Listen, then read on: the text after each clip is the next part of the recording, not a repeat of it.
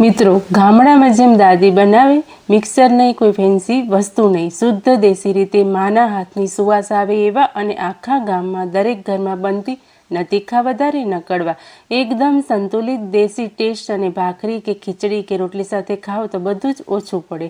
અને વળી તેલ ઓછું, મસાલો પરફેક્ટ અને ટેસ્ટ લાજવાબ એવા આ મરચાંનું શાક એકવાર બનાવી લેશો ને તો બધા તમને મરચાંના શાકના સ્વાદનું સિક્રેટ પૂછશે. તમને પણ એવું લાગશે કે આ ટ્રીક પહેલાં ખબર હોત તો અત્યાર સુધી કેટલા મરચાં ખાઈ લીધા હોત. આ મરચાંનું શાક બનાવવાની રીત એકદમ અલગ છે, તો ચાલો બનાવીએ. તો સૌથી પહેલાં તો મરચાંને આપણે સારી રીતે ધોઈ લેવાના છે અને પછી કોરા કરી લેવાના છે.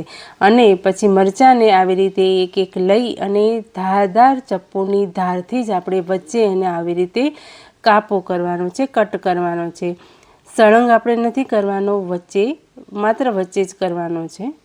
અને બિયા જો તમને ના ગમે તો તમે બિયાને કાઢી શકો છો, પરંતુ હું અહીંયા બિયાને એમ જ રાખું છું, કેમ કે આ જે મરચાં આવે છે ને એ તીખા નથી હોતા. તો થોડી તીખાશ હોય તો જ આપણને મરચાંનું શાક પણ ટેસ્ટી લાગતું હોય છે. તો બધા જ મરચાંનું આપણે આવી રીતે વચ્ચે કટ લગાવી લેવાનું છે. મિત્રો, તમે ભરેલા મરચાંનું શાક તો બનાવી જશે, એટલે કે ભરેલા મરચાં તો તમે બનાવ્યા જશે, પણ આવી રીતે એક વખત જરૂરથી ટ્રાય કરજો. તો બધા જ મરચાં મેં અહીંયા કટ કરી લીધા છે. હવે આની અંદર ભરવાનો છે ના. જે તમે વિચારી રહ્યા છો એ બિલકુલ નહીં. આપણે અહીંયા કોઈ મસાલો ભરવાનો નથી, માત્ર મેં અહીંયા થોડું મીઠું લીધું છે અને ચપટી ચપટી મીઠું લઈ અને મીઠું આપણે મરચાંની અંદર ભરતું જવાનું છે, વધારે નહીં. બસ ચપટી ચપટી જ બધા જ મરચાંની અંદર આપણે મીઠું ભરી લેવાનું છે. આ મીઠાની જગ્યાએ તમે મસાલો બનાવીને પણ ભરી શકો છો, પરંતુ એ તો ભરેલા મરચાં કહેવાય. આપણે અહીંયા મરચાંનું શાક બનાવવા જઈ રહ્યા છે, એટલા માટે આપણે ઇન્સ્ટન્ટ બનાવવાનું છે. એટલે જલ્દીથી તમારી જોડે કોઈ શાક નથી અને બનાવવું છે, એના માટેનું હું અત્યારે તમને બતાવી રહી છું. તો અહીંયા બધા જ મરચાંમાં આપણે મીઠું ભરી લીધું છે. હવે આપણે એક બાઉલ લેવાનું છે, બાઉલમાં પાણી મૂકવાનું છે અને પાણીને આપણે ગેસ પર ગરમ થવા દેવાનું છે. જેવું પાણી ગરમ થાય ને હું તરત જ ઉપર કાણાવાળું છીબું આપણે રાખવાનું છે અને એ છીબા પર આપણે આવી રીતે મરચાંને ગોઠવી દેવાના છે. અને આપણે મરચાંને 5 મિનિટ માટે સ્ટીમ થવા દેવાના છે. એટલે કોઈ પણ ઉપર આની ઉપર ઢાંકણ ઢાંકી દેવાનું, અથવા તો આવી રીતે કોઈ બાઉલ ઊંધું પાડી દેશું એટલે સરસ એવા અંદર વરાળ ભરાશે અને એ બફાઈ જશે. તો ચલો, આ સ્ટીમ થાય છે ત્યાં સુધી આપણે આનો મસાલો તૈયાર કરી લઈએ. તો એના માટે મેં અહીંયા 1 મુઠ્ઠી જેટલા સિંગદાણા લીધા છે અને 2 ચમચી જેટલા હું અહીંયા તલ લઉં છું. તલ અને આપણે સિંગદાણાને કૂટી લેવાના છે, એટલે અધકચરા કરવાના છે. અહીંયા હું ખાંડણીમાં કરું છું, તમે મિક્સર જારની અંદર પણ આને કરી શકો છો, પણ એ દરદરું થાય એના જેવું આપણે ઓછું ગમે. પણ આવી રીતે ખાંડણીમાં કરીએ તો સારું એવું થાય છે, એટલે એકદમ ભૂકો નથી થતો ને અધકચરો રહે છે. તો આવી રીતે મેં અહીંયા કરી લીધું છે. અહીંયા તમે જોઈ શકો છો, બસ એવી રીતે. હવે અહીંયા મરચાં સરસ એવા સ્ટીમ થઈ જ ગયા છે, 5 મિનિટમાં થઈ જ જાય છે, બસ એટલી જ જરૂર છે. છતાં પણ આપણે ચેક કરી લેવાનું મરચાંને. આવી રીતે જો તરત જ પોચા છે એટલે દબાઈ જાય તો આપણે બંધ કરી દેવાનું. અને હવે અહીંયા બીજો મસાલો આપણે તૈયાર કરીશું. તો મેં અહીંયા 2 ચમચી જેટલું દહીં લીધું છે. દહીં અહીંયા થોડું ખટાશ પડતું લેવાનું છે આપણે. અને 1 ચમચી જેટલું મેં અહીંયા ધાણા જીરું પાવડર લીધો છે.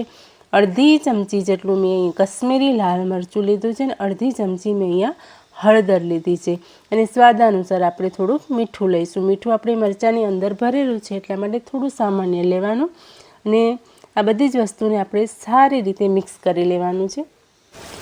આની અંદર તમે ચાટ મસાલો અથવા તો અજમો, જીરું કંઈ પણ તમે આની અંદર એડ કરી શકો છો. ગરમ મસાલો પણ તમે નાખી શકો છો. પરંતુ હું અહીંયા સિમ્પલ શાક બનાવીશ અને એ પણ એટલું ટેસ્ટી બનશે કે ના પૂછો વાત. એટલા માટે અહીંયા વધારે કોઈ મસાલા લેતી નથી. અને હવે આપણે કઢાઈ લેવાની છે અને એનામાં અડધા પાવડા જેટલું જ આપણે તેલ ગરમ થાય એટલે આપણે આવી રીતે ગોળ ગોળ ફેરવવાનું, જેથી ચારો તરફે તેલ લાગી જાય. અને તેલ ગરમ થાય એટલે તરત જ આપણે રાઈ એડ કરવાની. રાઈ તતડી જાય એટલે આપણે જીરું એડ કરવાનું. રાઈ અને જીરું તમારા ટેસ્ટ મુજબ તમારે એડ કરવાનું છે. અને પછી તરત જ આપણે અહીંયા હિંગ એડ કરવાની છે. એના પછી મેં અહીંયા મુઠ્ઠીભર જેટલું લીલું લસણ લીધું છે. અત્યારે લીલું લસણ સરસ આવતું હોય છે, તો એ તમે એડ કરશો ને તો એનો ટેસ્ટ જે છે ને એ 4 ગણો વધી જાય છે. તો એ લીલું લસણ એડ કરીને આપણે એને સારી રીતે સાંતળી લેવાનું છે. બસ હલકું ગુલાબી રંગનું થાય ને બસ ત્યાં સુધી.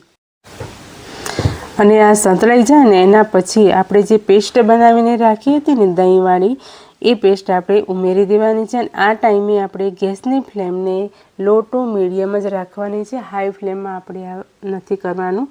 શરૂઆતથી જ આપણે લો જ રાખવાનું છે. અને આ ઉમેર્યા બાદ આપણે સારી રીતે મિક્સ કરવાનું છે, હલાવતા જ રહેવાનું છે. આપણે આને છોડી નથી દેવાનું. જો તમે છોડી દેશો ને તો નીચે ચોંટવા લાગશે અને દહીં ફાટી જશે.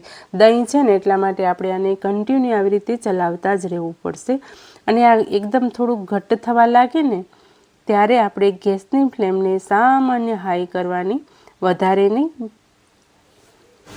અને પછી આપણે તલ અને સિંગદાણાનો જે ભૂકો કરીને રાખ્યો હતો ને એ આપણે અહીંયા 3 ચમચી જેટલું એડ કરવાનું છે. બધો જ અહીંયા નથી એડ કરવાનો, આપણે એનો પાછળથી ઉપયોગમાં લેવાનો છે એટલા માટે. અને આને પણ સારી રીતે આપણે મિક્સ કરી દેવાનું છે અને 1 મિનિટ સુધી આપણે આને સાંતળવાનું છે. ઘટ્ટ થશે ને એટલે તમને ખ્યાલ આવી જ જશે કે આની અંદર હવે આપણે તરત જ મરચાં એડ કરવાના છે. એટલે આપણે જે સ્ટીમ કરીને મરચાં રાખ્યા હતા ને એ મરચાં આપણે એડ કરી દેવાના અને ગેસની ફ્લેમને અત્યારે ધીમી કરી દેવાની છે. એકદમ આપણે ધીમું કરી દેવાનું અને પછી સારી રીતે મિક્સ કરી દેવાનું છે. કેમ કે જો તમે હાઈ ફ્લેમ રાખશો ને તો સિંગદાણા છે એટલે નીચે ચોંટવા લાગશે અને ચોંટેલા સિંગદાણા ટેસ્ટમાં એકદમ ખરાબ લાગે એટલા માટે. તો સંતળાઈ ગયા પછી આપણે એને 1 મિનિટ માટે ઢાંકણ ઢાંકીને થવા દઈશું. અને ફરીથી આપણે જે ભૂકો વધારીને રાખ્યો હતો ને, બાકી રાખ્યો હતો, એ આપણે એડ કરી દેવાનું છે અને સારી રીતે મિક્સ કરી દેવાનું છે. ફરીથી આપણે 1 મિનિટ માટે રાખીશું અને ગેસની ફ્લેમને બંધ કરી દેવાનું છે. હવે તમારે જો ગળપણ જોઈતું હોય ને તો અડધી ચમચી જેટલી તમે અહીંયા દળેલી ખાંડ ઉમેરી શકો અને ઉપરથી તમે અડધું લીંબુ નીચોવી શકો છો. પરંતુ આમ જ એકદમ એટલા ટેસ્ટી બને છે કે ઉપરથી આપણે કંઈ પણ નહીં એડ કરીએ ને તો પણ આ મરચાં એકદમ સરસ લાગતા હોય છે. તો અહીંયા આપણા મરચાં તમે જોઈ શકો છો કે જોઈને જ મોઢામાં પાણી આવી જાય એવા બન્યા છે. તો તૈયાર છે આપણું મરચાંનું શાક. ન વધારે તીખા ન કડવા, એકદમ માના હાથ જેવો જ ટેસ્ટ. તો મિત્રો એકવાર આ રીતે મરચાંનું શાક બનાવશો ને તો બીજી બધી જ રીતો ભૂલી જશો. અને આ મરચાંનું શાક ખાધા પછી બધા પૂછશે ક્યાંથી તમે આ શીખ્યા. આ વિડીયો તમારા મિત્રો અને પરિવાર સાથે શેર કરજો જેથી કરીને એ લોકોને પણ ગામડાનો ટેસ્ટ યાદ આવે. ફરી મળીએ નવી સરળ અને સ્વાદિષ્ટ રેસીપી સાથે. ત્યાં સુધી ખુશ રહેજો અને ઘરનું જમણ માણજો અને આ મરચાંનું શાક જરૂરથી બનાવજો. તો મળીએ નેક્સ્ટ રેસીપીમાં.